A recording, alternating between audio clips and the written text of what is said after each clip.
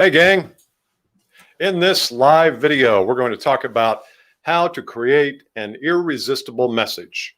I'm a little washed out today, it feels like. I don't know why, but looking pretty washed out. So it is winter here in the Midwest, so maybe I am just that pale. Anyway, in today's live, we're going to talk about irresistible messaging. We're going to talk a little bit about what makes it up, what constitutes it. We're going live every day on YouTube and Facebook. If you also, I promoted it on LinkedIn too. So welcome to all of you. I'm going to make an offer here after we get started and get some people on. I'm going to make an offer to have some one-on-one time with some of you as well. So I'm glad to be here. And why did this topic, why does it interest me? Well, the challenge is that in crafting your message and in selling today, your message really has to be spot on. It really does. The idea that you can just go wing your message and have your prospect figure it out and collect all the pieces. I've said before, it's sometimes I hear sales professionals or maybe sales amateurs, and they kind of distribute their message and it doesn't make any sense and it's not in the customer's words and it's not in their language. And then you are expecting the customer to, or the prospect, to figure it out. It's like they're pieces of puzzles and you have to turn over all the pieces and let them try to figure it out. I don't think that's a good way to do irresistible messaging. So we're going to talk today. I know that a lot of times you want to deliver a message and have your prospect, do cartwheels and shove a check in your face and say, my God, where have you been all my life? But instead they yawn and they go and play dead in the corner. And so the message is really important. I don't think we spend nearly enough time on it. I talk about it a lot on the Bill Caskey podcast and on the other work that I do on YouTube. And so I wanted to go live today and give you some tips and hints. Now, we're not going to be able to get through all of messaging, obviously, in 15 minutes, but I want to give you a starting point. So whether you are a salesperson who's been in the business or a CEO for 6 months, or you've been in the business 40 years, I think sometimes it's useful to step back and say, how is my message being received by my audience? And I classify audience as anybody who needs to hear your message rather than prospect and suspect and client. It's your audience. It's people who you speak to who might have a need for what you do, but if your message is weak or not on point, then they're going to say, well, that's the same message I heard from the last 3 people. Thanks, but no thanks. I think we're good. And the fact is that they may not be good. They probably aren't good with where they are, but your message didn't get through. So I want to talk for a minute about this idea of reticular activating system. You've heard people talk about it before. It's that thing in our brain that you are constantly battling as a messenger. You're constantly battling the reticular system that holds off, filters out any message that's irrelevant. And it allows the brain to focus on those messages that are relevant. I use the example of if your child is in a room of screaming kids and you're blindfolded, you can probably hear your child. You can hear their voice, their tone. It's kind of like when you're dead asleep at night and there's a rustling in the room, you are on it. You're out of bed and you're into the child's room, making sure everything's okay. You're dead asleep. You're Z'd out, but your reticular activating system is open to hearing if there's any problems. And I think your prospect has that. I know they do. We all have it. And so you've got to figure out a way to deliver your message so that it gets through. There's one way for a message to get through, and that is when you're talking about them. You've heard the idea that everybody's favorite word is their name. Well, it's a little bit more complex than that, but everybody's favorite topic is them and their frustrations and their pains and their problems. And if you go into the sales process talking about how great you are, goes right past them. They don't really care. I mean, I know you're great. I love it when you tell people you're great.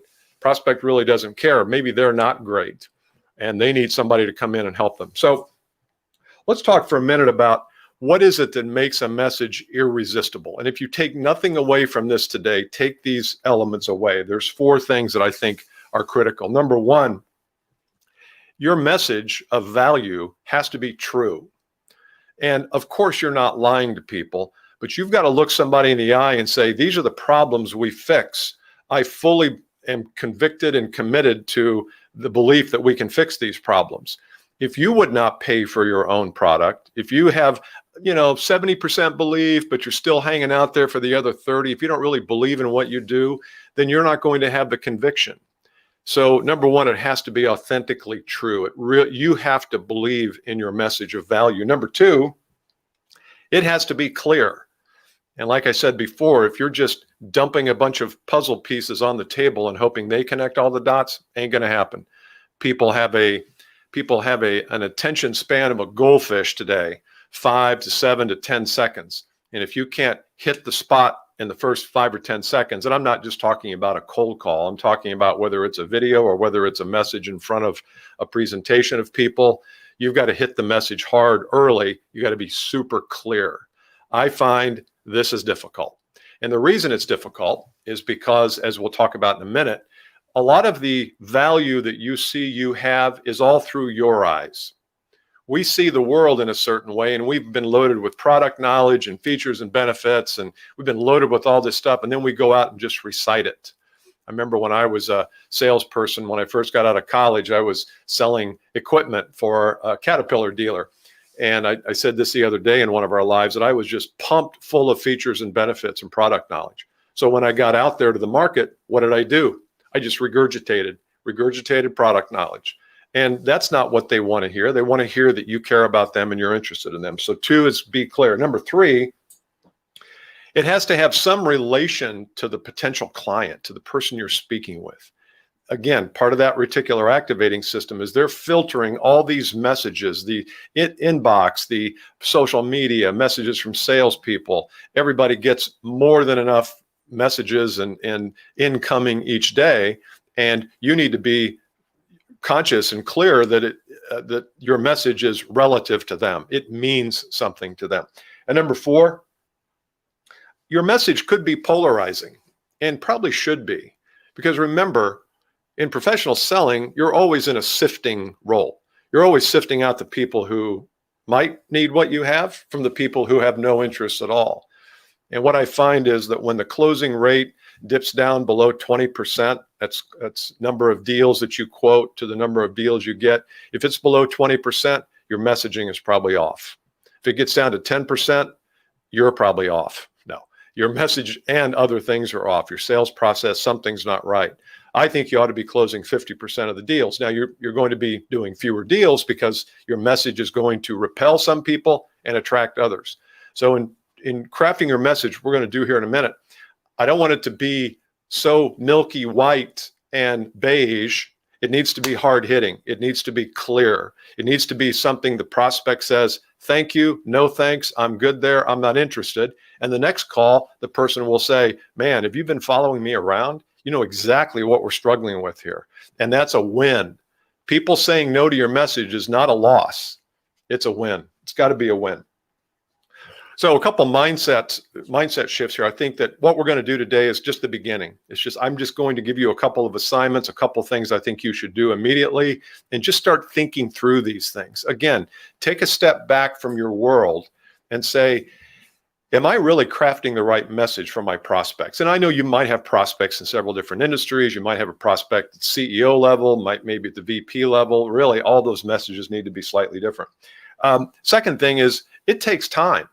A good message will take you time to study it, to iterate it, to reiterate it, to run it past people. You might even run it past your spouse or your partner or somebody close to you. You might run it past some clients, some people who are very happy with you, and say, look, I've been working on my message and I know we've brought you a lot of value based on your experience. I'd like to have you sort this out and critique this. And they might have some things that you could say that are even better than anything you could come up with. So this is an iterative process. I also recommend that you take what you learned today and write it out. Write it out in a document. If you want to craft a video or an audio or something, that's fine. But I want you to craft it out on paper. I'm not suggesting you have a script and read it. Everybody's all worried about scripts, but there's people who make $20 million a movie. They are not winging it. They have a script. Now they can take that script and make it theirs and maybe change some words around, but there is a script and you need to have a script. And that's what I would recommend you do today is document. Another thing I think you should do is record it. I've given this advice many times and not too many people take me up on it, but those that do see a huge difference. Record your message once you get it all written out and documented, and then listen back to it.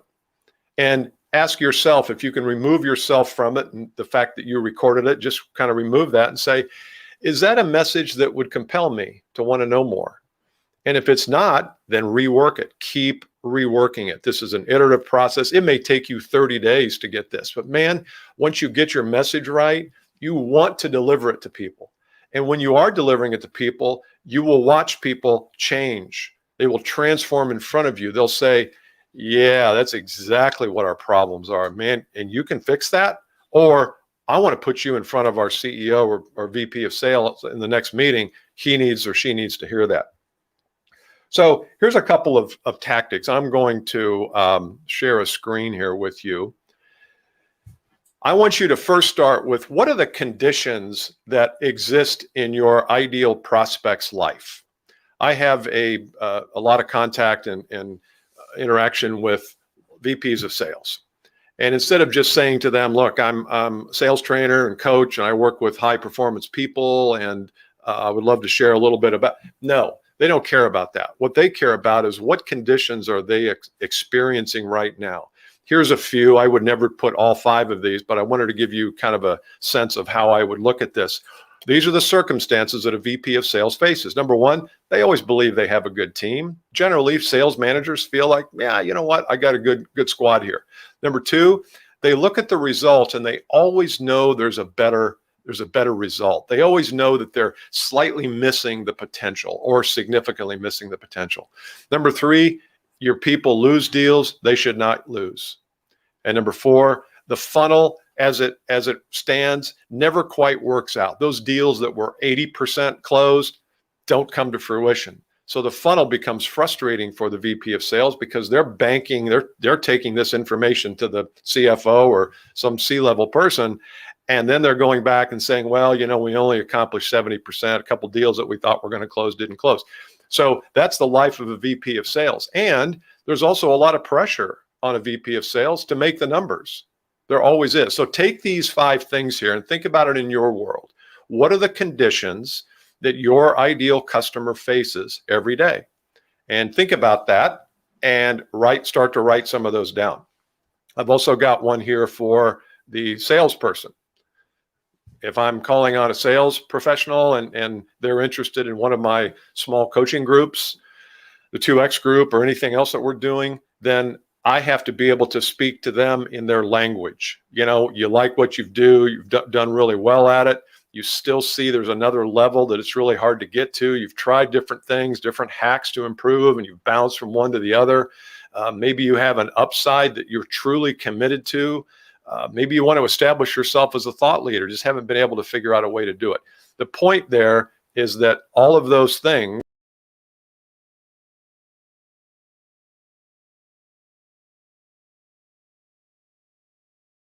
there we go. All of those things are conditions, they're circumstances. So you need to start by writing out what are the circumstances. They don't have to be pain. I think we get all wrapped up in this word of pain and problems. I want you to soften that a little bit by saying, look, when people invite us in, here's typically the kinds of conditions that they face. Then I'd like you, so I'm gonna give you this little document here. And I want you to learn these words. I want you to learn the words. Here's why people use us, or here's why people seek us out. Here's why, and that's the intro to what you're going to be talking about here in a minute. Why do people even search you out? Why do they engage with you? And that's the way to get into it rather than here's what we do really well. Here's what we're good at. No, it's here's why people seek us out. If you can just think of that and remember that, then the rest of the paragraph is going to really help. So I want you to make a list of the conditions. Then I want you to make a list of the pain that happens if they don't get those conditions solved. What's the problem? What are the potential problems that exist? People don't think of this. Your prospect does not sit around at night saying, okay, I've got these conditions, my salespeople are not where they need to be, and we've got all sorts of upside potential. And if I don't get this fixed, let's think of what's going to happen. They don't think about that. They're trying not to think about that. Who wants to think about all the problems that could present themselves if they don't get their problem solved? You have to be the person that shines the light, not just on their conditions and circumstances, but on the pain that comes from them not addressing them or fixing them. So I like that idea of here's why people use us. People seek us out because they have these conditions. They're not happy with this. They want to do better here. They're struggling with this. And the pain that comes from that is their numbers aren't where they need to be, and they feel stress about the numbers, and they're constantly looking for ways to improve those numbers, and they haven't found anything, whatever that pain is in your business. Then I want you to craft your message based on those two lists. Again, I gave you a list of 5 things here in the conditions of life of a VP of sales. I would not recommend you have 5. I think 2 or 3 is probably enough. It could be, I know also that we have been taught in sales, I think, the wrong way to sell, and that is to just go in and interrogate the hell out of people. Just ask a bunch of questions. And you have a laundry list of questions that you ask. I'm okay with questions, but I think what comes first is the story of how you help people. I think that gives them comfort that, okay, this person knows what I'm dealing with. And I think that's a whole lot more useful than just starting and interrogating with questions. And I know I'll get all sorts of pushback from you people who love the traditional spin selling or Sandler or all those approaches. But I will tell you that in terms of human nature, you've got to figure out a way to pierce the reticular activating system. This does that. Interrogating them with questions does not do that. So I want you to craft your message based on those things that I just gave you, the conditions or circumstances, the pain that will happen if they don't fix them. And I want you to craft that and, again, document it and record it. Now, I'm going to share with you something else I think you should do. I think you should do a video on this very thing. And the video could be something you post to LinkedIn, could be posted to YouTube, Twitter, wherever you post your videos. And I want you to craft a video based exactly on what we talk about today. Because if you post that video and you find that people really resonate with it, you can double down and you can either repost it or you can change it and continue to work on that. Because what you're doing here is you're trying to break through the filter. And if you can say, and I gave you a script here, you can take a screenshot of this. I have no idea how to send this to you, so you can just take a screenshot of this. If you are whatever your constituent is, if you're a VP of sales and you struggle with how do I continue to inspire my team so that they do the behaviors they need to do and make the numbers they need to make, then listen up. I want to share some ideas on how to fix it. So now you've gotten their attention in the first 5 seconds, assuming you're talking to a goldfish. You've gotten their attention first few seconds, and now they're waiting. And now they're interested in what it is you have. Then you can introduce yourself. Number 3, hi, I'm Bill Caskey. I do business coaching, have for the last 25 years. In my years of doing this, I find there are 3 major issues that people like you have. And that's when you can get into a little bit more of the meat here. Number 1, they're struggling with this. Number 2, they haven't found a way to do that. Number 3, they're trying to figure out how to reinvent their sales team or whatever. And then you need to have some solutions. And the solution doesn't have to be giving away the store. It could be, here's how to, in fact, this is what I would recommend. Here's how to think about that problem in a different way. If you can teach your prospect how to think about the problem in a different way, then they will be more likely to say, this person really understands me. This person has something unique and different. So if you were to shoot a video, that's exactly what I would do. Get into it quickly. If you're a blank and struggle with blank, I'm going to share with you some ideas. I hope you'll follow me. You can even say, in this video, I'm going to share with you these things. Then introduce yourself. Do not introduce yourself at the beginning. Do not say, hi, I'm Bill Caskey. I have 2 podcasts, and I've been doing this for 25 years, and I think you're going to love me. They don't care about that. All they care about is what? Their circumstances. And if you can dial in on that, you're going to have a much better much better rapport with them as well. So that's a video. Again, I'm not suggesting you all go out and do videos. I use the video as just a way to work on your message.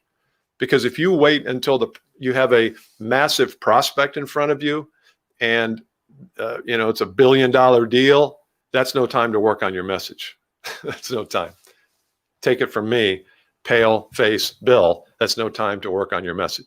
You got to work on it in practice. I think the best way to do it is video or audio. So what did you learn today? I'm interested in hearing some of the comments. If you have anything, I put my email address there. If you want to talk to me live, you can feel free to use that email address. But I wanted to give you some way to start this process. And if you like what you hear here, there's also, I was meant to tell you, but I didn't. I have a ebook, a PDF guide called 10 Strategies to Change the Sales Game. You can go to billcaskey.com. That should be pretty close to the top, and you'll be able to download it there. It's got some videos with it. It's a really handy guide if you're a VP of sales. I suggest you get one of these for each member of your team. Heck, it could even be a month's worth of training for your team as well.